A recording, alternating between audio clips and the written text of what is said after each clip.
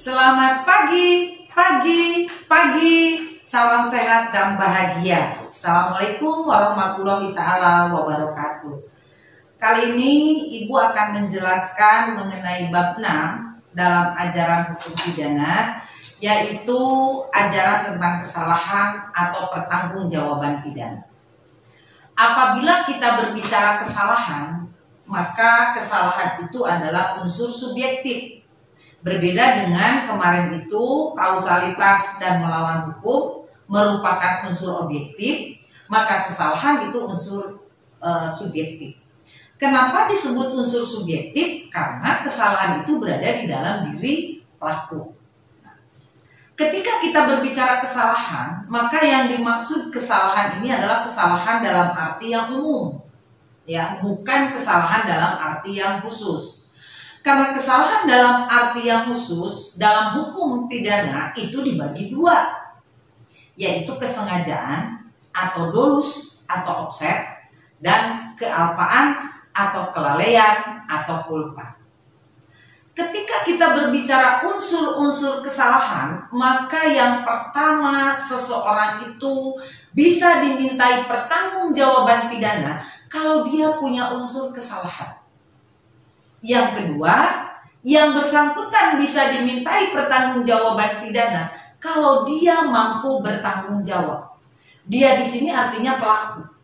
Nah, yang ketiga adalah bahwa antara pelaku dengan perbuatannya itu harus mempunyai hubungan batin.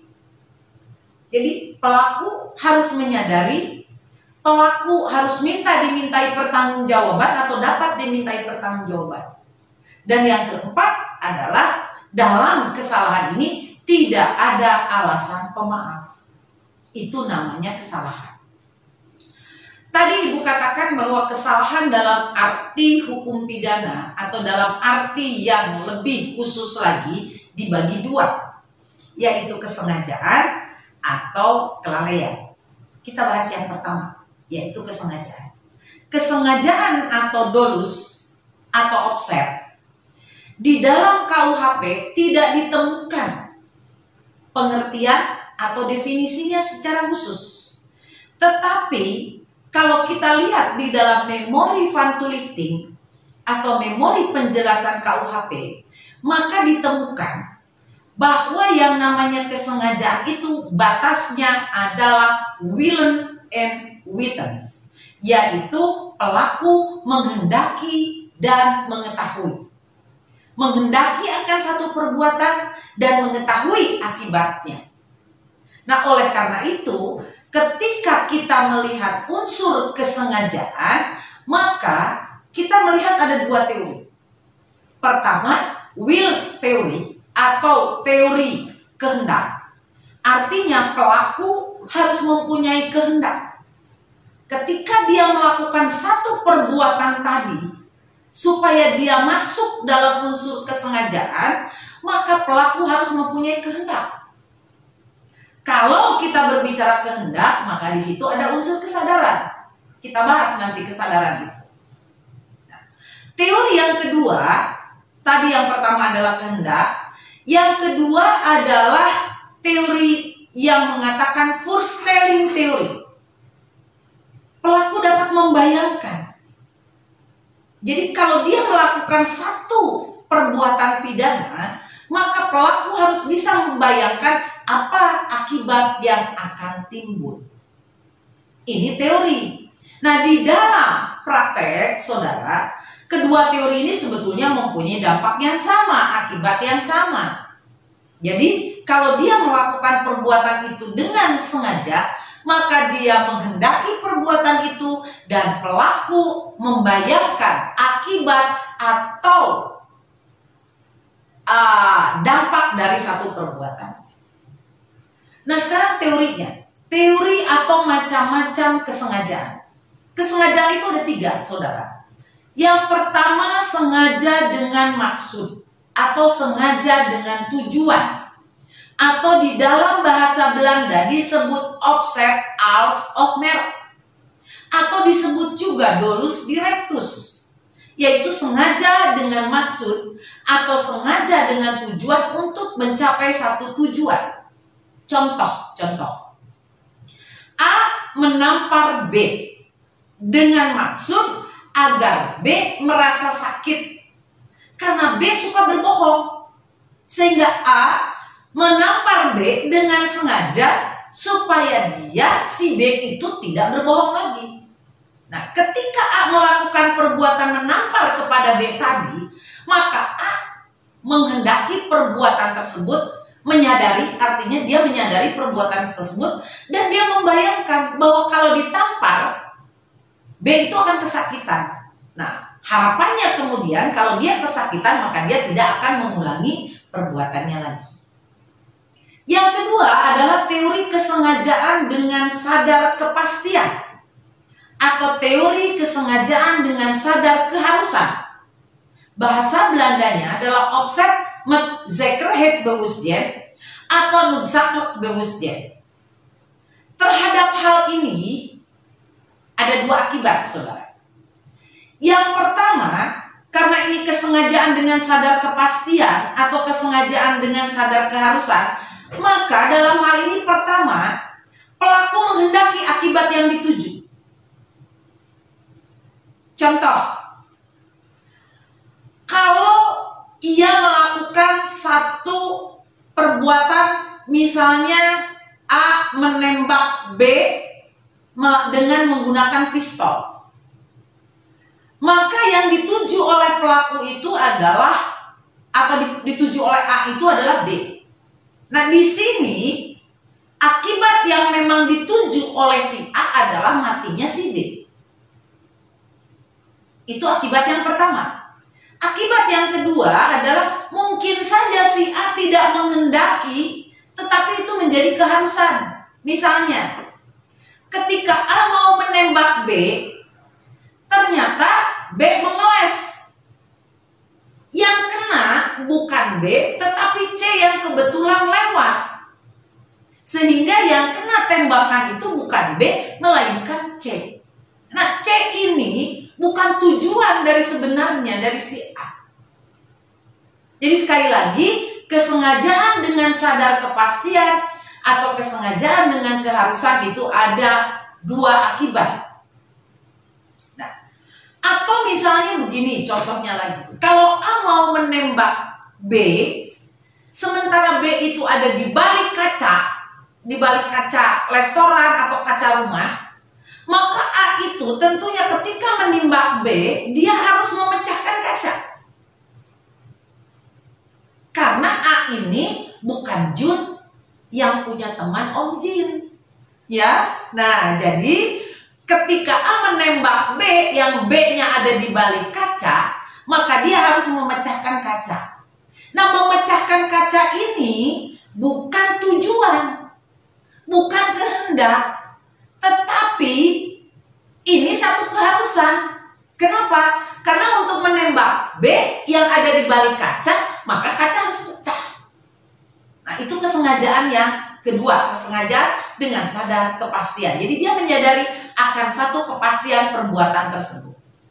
Yang ketiga, kesengajaan dengan sadar kemungkinan bersyarat. Kesadaran dengan kemungkinan atau kesadaran dengan cara bersyarat. Nah, ini ada contoh kasus di negeri Belanda yang terkenal dengan Ares Horat tentang kue tar.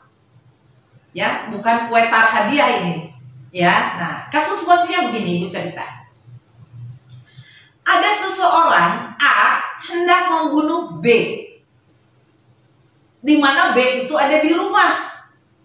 Nah, A membunuh B ini dengan cara berpura-pura mengirim kue tar ke rumah B, di mana kue tar itu sudah dikasih racun sebelumnya.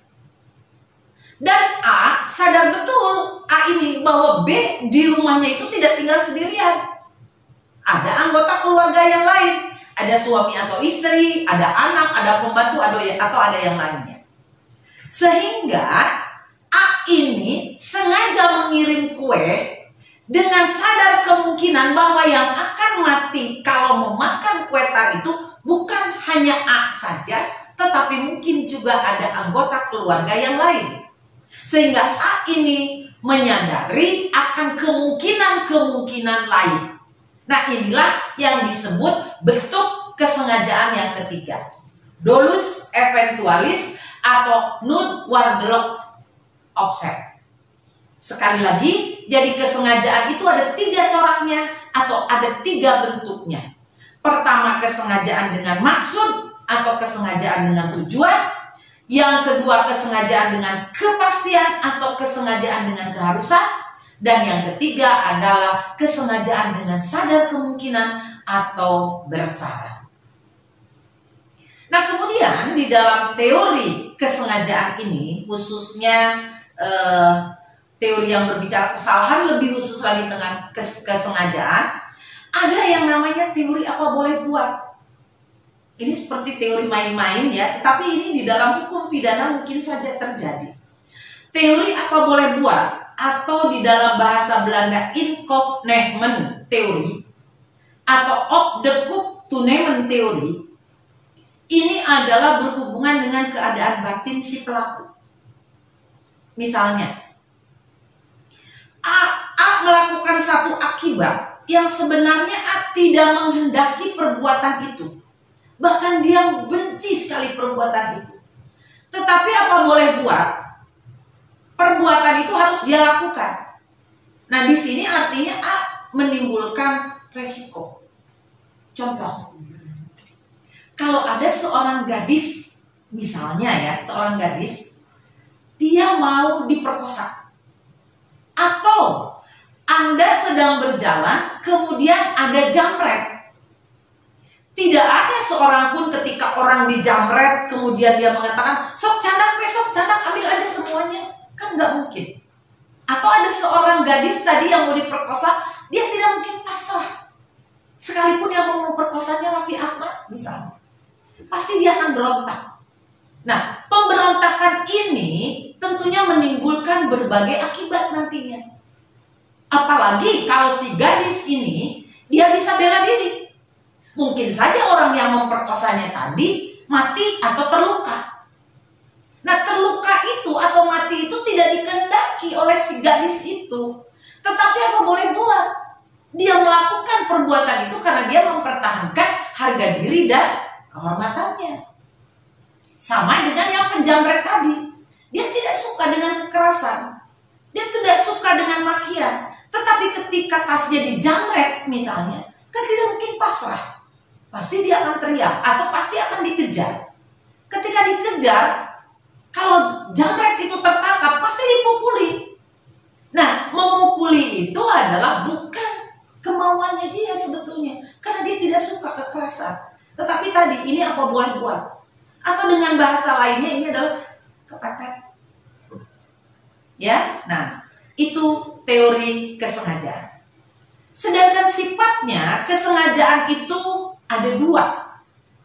Ada kesengajaan berwarna, ada kesengajaan tidak berwarna. Berwarna di sini bukan berwarna seperti pelangi ya, merah, kuning, hijau gitu, bukan. Nah, kesengajaan berwarna atau dalam bahasa Belanda disebut bus opset atau dolus malus, ini artinya bahwa sengaja untuk berbuat jahat. Jadi pelaku itu memang melakukan perbuatan itu dengan sengaja, bukan karena kesempatan. Ya, karena ada orang melakukan kejahatan karena kesempatan, tapi ini dia sengaja melakukan itu karena memang sengaja dengan maksudnya. Nah, berarti di sini kesengajaan itu merupakan perbuatan melawan hukum. Nah, teori ini sebetulnya saudara, ini sudah tidak dianut di Indonesia. Kenapa? Karena teori ini memberikan beban yang sangat berat kepada hakim dalam proses pembuktian di persidangan. Namun teori ini harus Anda ketahui karena ini ilmu pengetahuan, ya. Jadi Anda harus tahu kesengajaan berwarna. Yang kedua adalah kesengajaan tidak berwarna atau dalam bahasa Belanda disebut careless opset. Nah, inilah yang dianut di dalam hukum pidana kita.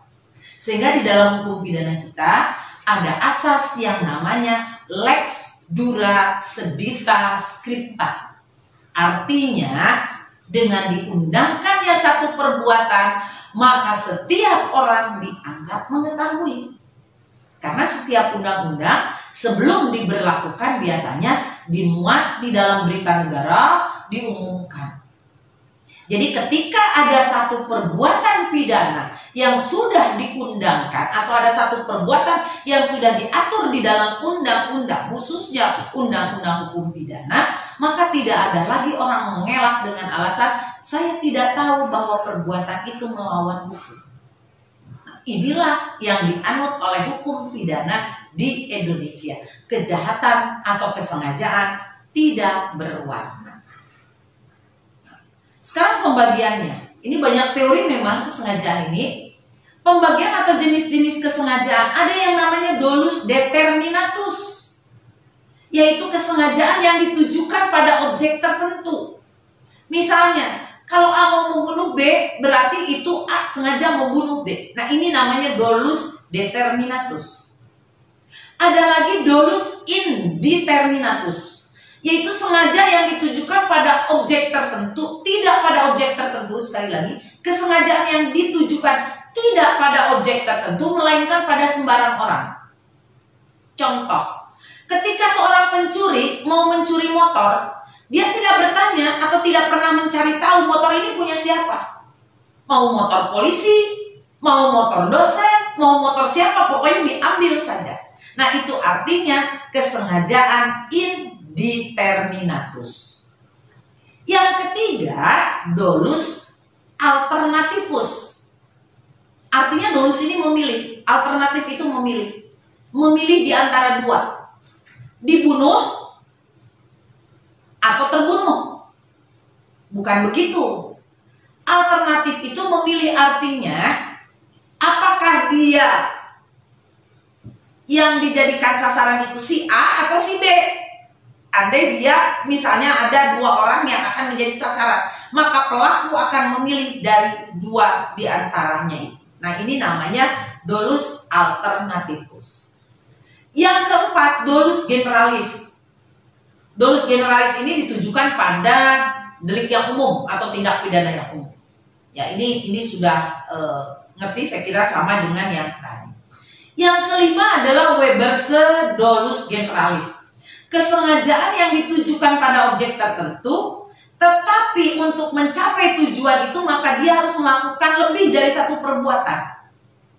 Contohnya tadi, ketika si A mau membunuh si B yang berada di balik kaca, maka A harus melakukan dua perbuatan, yaitu dia harus memecahkan kaca, dan yang kedua dia harus membunuh B kalau dia mau melakukan atau mewujudkan perbuatannya. Jadi ini untuk mencapai tujuan itu harus melakukan lebih dari satu perbuatan.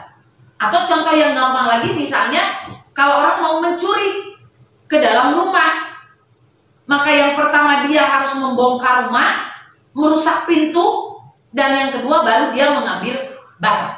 Nah, ini ada dua perbuatan sebetulnya di sini.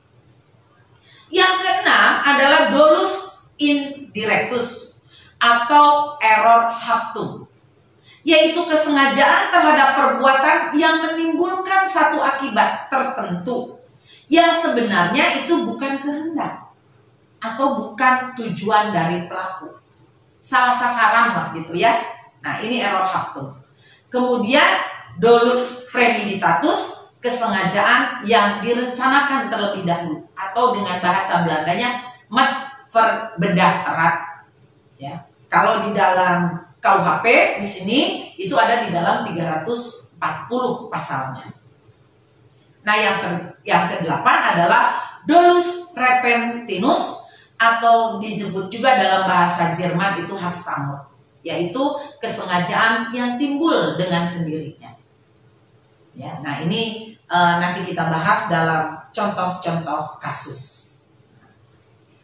Sekarang masih dalam kesengajaan ada yang namanya kekeliruan atau kesesatan atau salah kira atau dwelling atau ignores atau mistake. ini disebut juga dengan tidak sengaja, atau dalam bahasa lain disebut kesesatan atau kekeliruan. Kesesatan ini bisa kepada kesesatan peristiwanya, bisa kesesatan hukumnya, bisa kesesatan atau kekeliruan orangnya, bisa juga penyimpangan sasaran, atau bisa juga apa yang diatur di dalam delik putatif. Itulah teori dan macam-macam kesengajaan. Kalau ada pertanyaan, akan kita bahas di dalam forum diskusi, dan pertemuan berikutnya kita lanjut dengan ajaran kealpaan. Terima kasih saudara, selamat belajar di rumah, selamat mengikuti kegiatan perkuliahan walaupun tetap di rumah, jaga kesehatan, salam untuk keluarga. Terima kasih. Wassalamualaikum warahmatullahi wabarakatuh.